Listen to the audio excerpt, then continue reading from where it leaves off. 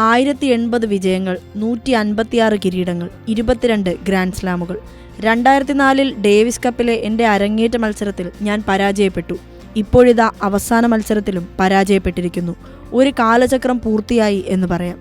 അതെ, നദാൽ എന്ന ആ ടെന്നീസ് യുഗം ഔദ്യോഗികമായി വിരമിച്ചിരിക്കുന്നു. ഡേവിസ് കപ്പ് മത്സരത്തിലെ തോൽവിയോടെ നദാൽ മടങ്ങി. ആരാധകരുടെ മനസ്സിൽ ഒരു ടെന്നീസ് കാലഘട്ടം തന്നെ വരച്ചിട്ടുകൊണ്ട്. തോൽവിയായിരുന്നു ഫലമെങ്കിലും അമ്മ അന്ന മരിയ പെരേരയെയും ഭാര്യ മരിയ ഫ്രാൻസിസ്കോ പെരല്ലോയെയും നിറഞ്ഞു കവിഞ്ഞ ഗ്യാലറിയെയും സാക്ഷിയാക്കി നദാൽ മലാഗയിലെ ഹോസെ മരിയ മാർട്ടിൻ കാർപ്പിന അരീനയിൽ നിന്ന് അവസാനമായി പടിയിറങ്ങി.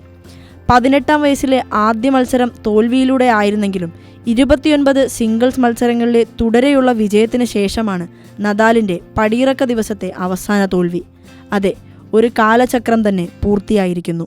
ടെന്നീസിലെ നദാൽ സ്റ്റൈലിന് ഇനി വിരാമം.